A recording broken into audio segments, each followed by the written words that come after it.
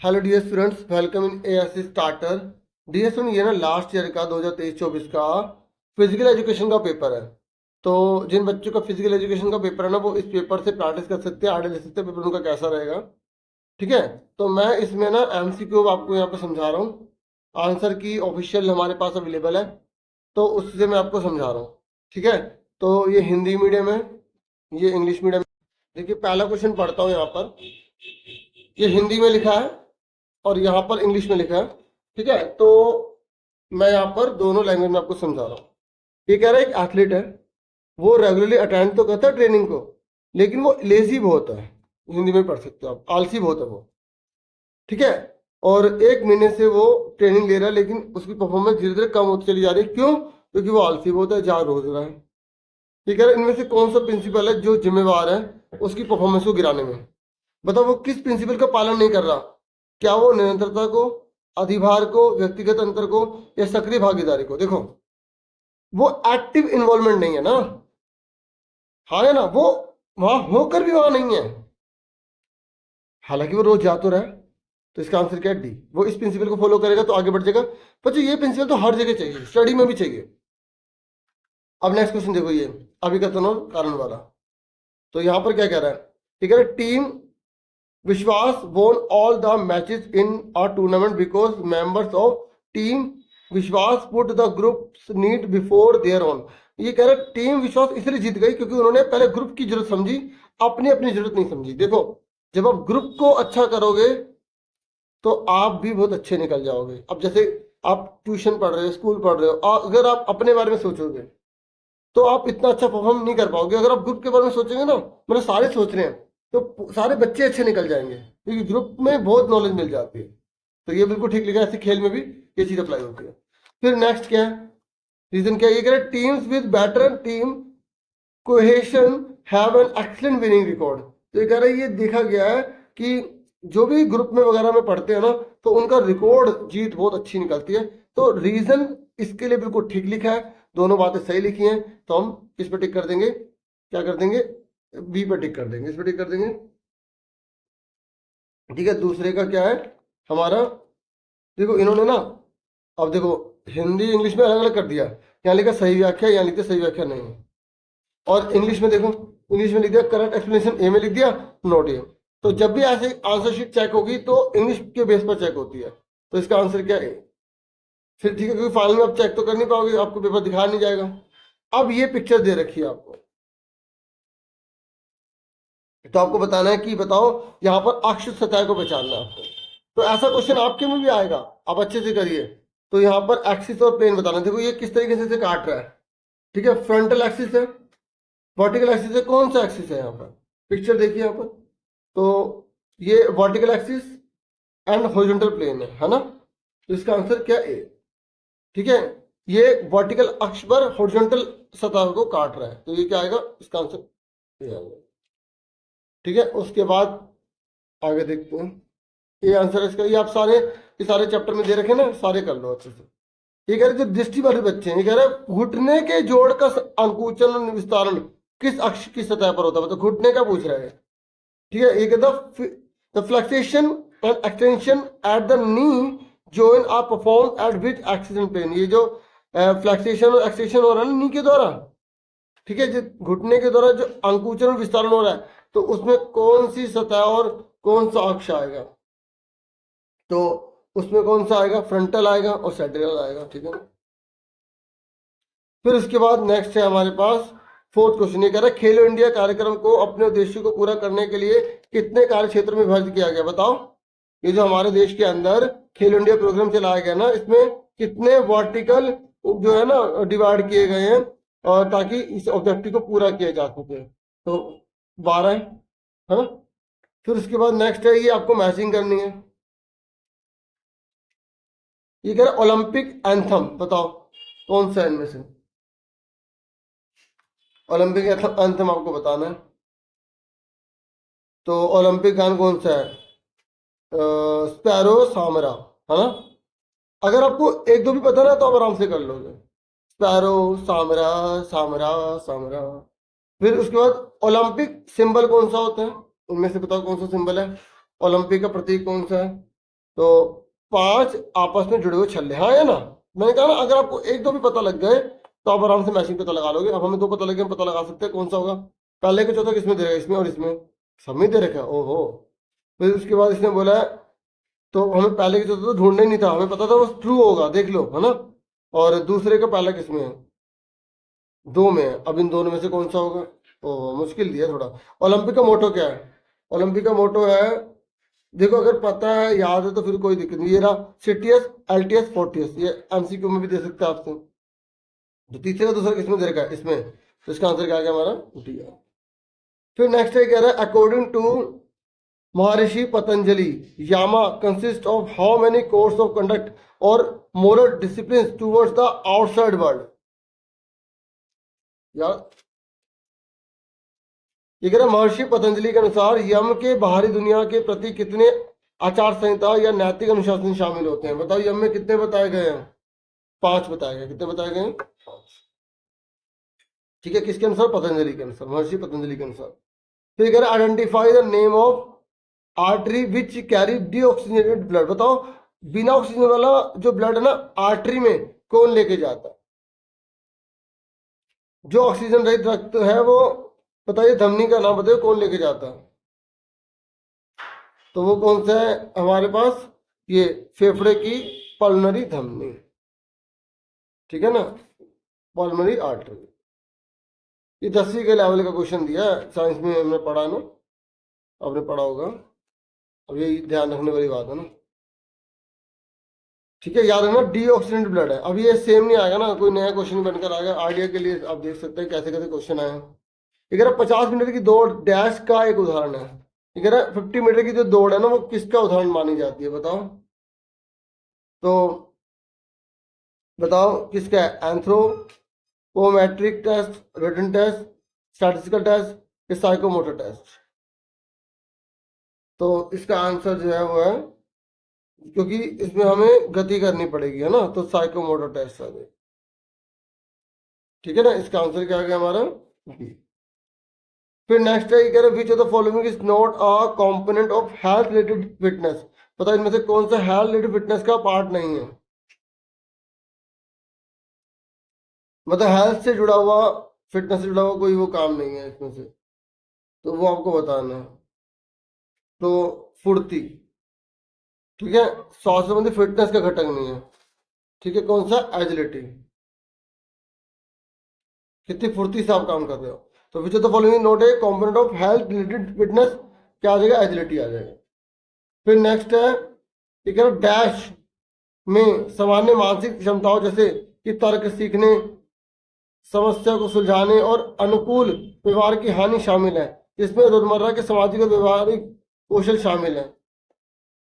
तो ये कह रहा है डैश इन्वॉल्व करता है impairment of general mental abilities such as reasoning, learning, problem solving, adaptive and behaviour which covers the range of every day social and practical skill. तो आपको बताना इसमें से वो कौन सी चीज आएगी जिसमें बच्चा इन चीजों को नहीं कर पाता, ठीक है, इम्पेयरमेंट है उसको।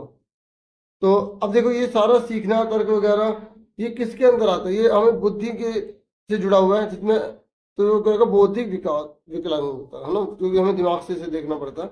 इंटेलेक्चुअल डिसेबिलिटीज आते हैं, ठीक है।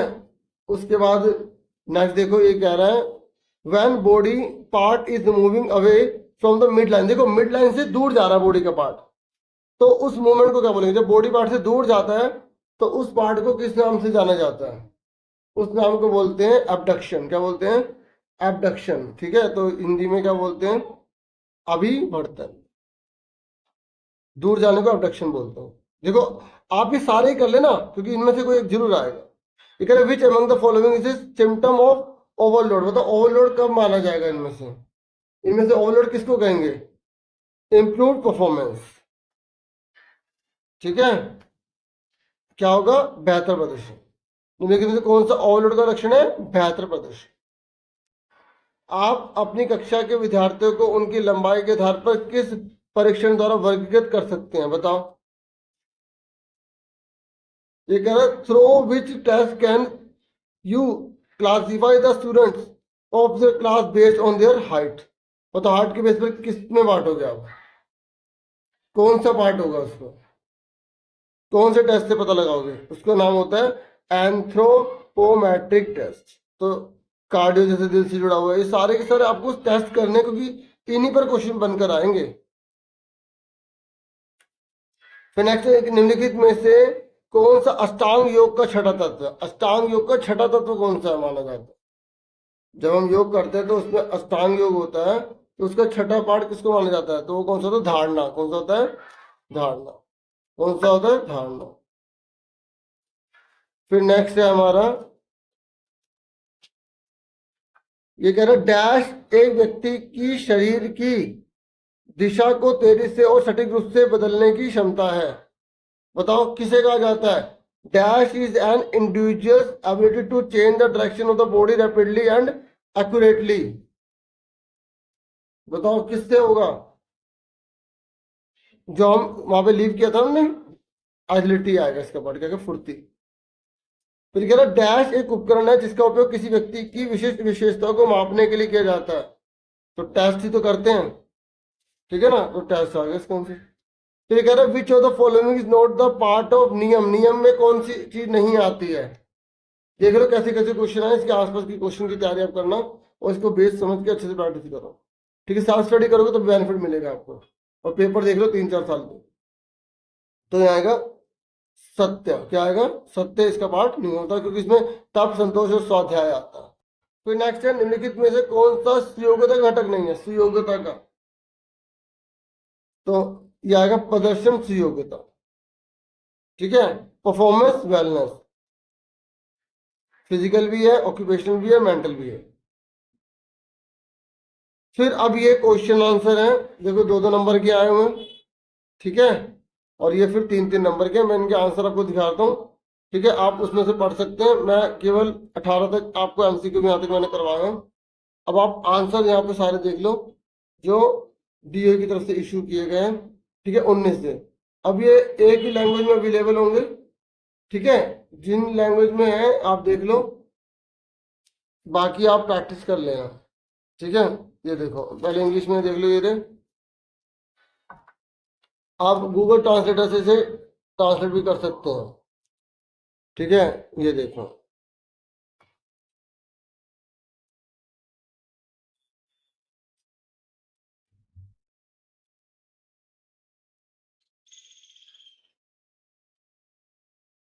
यहाँ बहुत बड़े बड़े आंसर लिखे गए हैं। आप अपने पॉइंट्स के हिसाब से, 2 नंबर का उसके हिसाब से लिख सकते हो। ठीक है, 20 हो गया।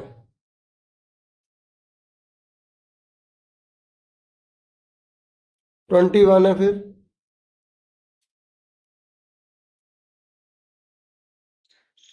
फिर 22 है। मैं बिल्कुल आराम से दिखा रहा हूँ, आप नोट करना चाहे नोट कर सकते हैं, पढ़ना चाहे पढ़ सकते हैं। ठीक है, मैं अभी इतना ही सिर्फ एमसीक्यू भी यहाँ पे बता पाया हूँ।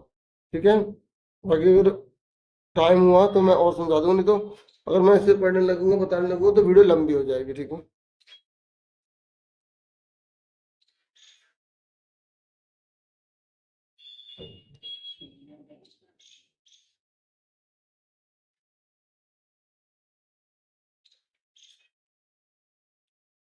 अभी 24 देख लो आप।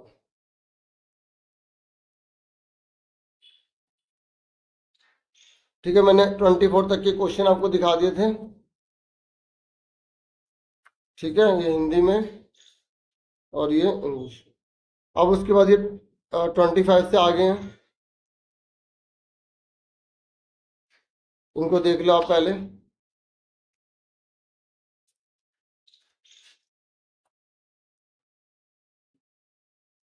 अब 25 है ये।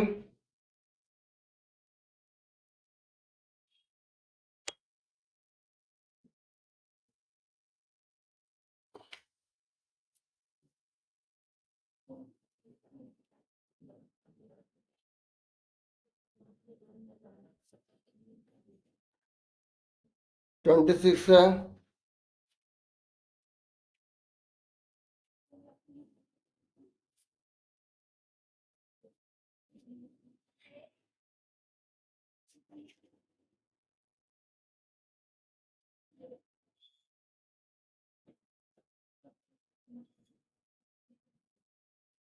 28 है।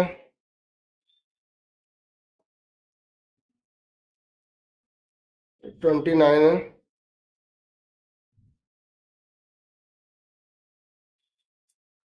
ये 30 है।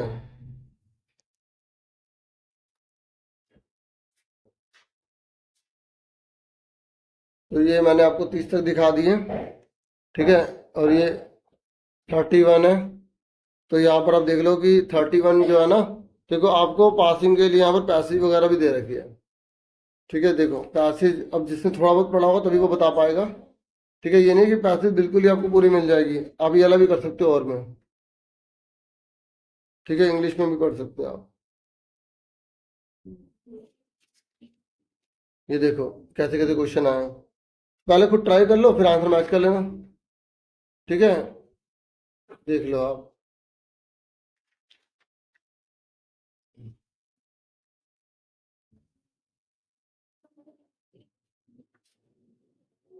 थोड़ा दूर हो जाता ना, बच्चों को दिखता नहीं है ना सही से, तो ये बड़ा कर देते हैं इसे।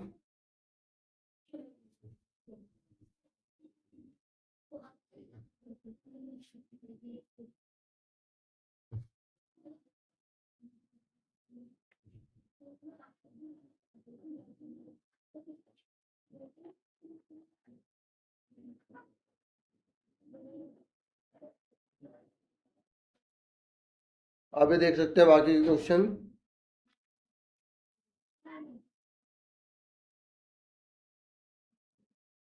अब एक बार सारे मैंने आपको क्वेश्चन पूरा दिखा दिया पेपर, ठीक है। अब आपको आगे पीछे करके थोड़ा आंसर आप देख लीजिएगा, ठीक है ना। तो अब मैं सारे आंसर दिखा देता हूँ जो 31 से दिखाने थे।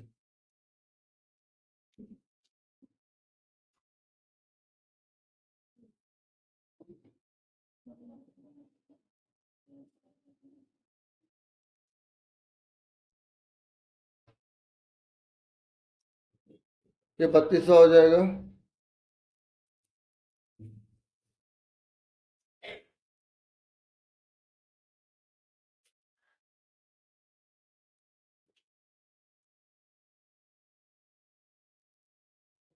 ये जो एमसीक्यू वगैरह जो क्वेश्चन थे, जो पैसेज वगैरह के या जो पिक्चर बनी थी उसके, है ना।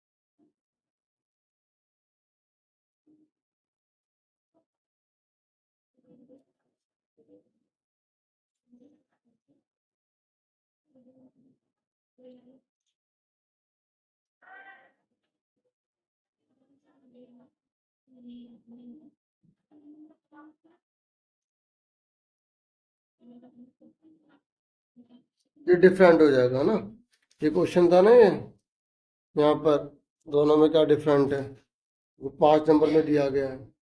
तो यहाँ पे इन्होंने बहुत अच्छा यहाँ पे लिखा हुआ है, आप देख लो, बहुत सिंपल लैंग्वेज में लिखा हुआ है, तो आप इसे नोट कर सकते हैं, ठीक है। इस तरीके से मैंने आपसे शेयर कर दिए हैं, 5 करने होते हैं 5 नंबर का, तो 5 पॉइंट लिखो। और उम्मीद करता हूँ वैल्यूएबल होगी वीडियो आपके लिए। Thank you for watching and listening carefully. Take care students.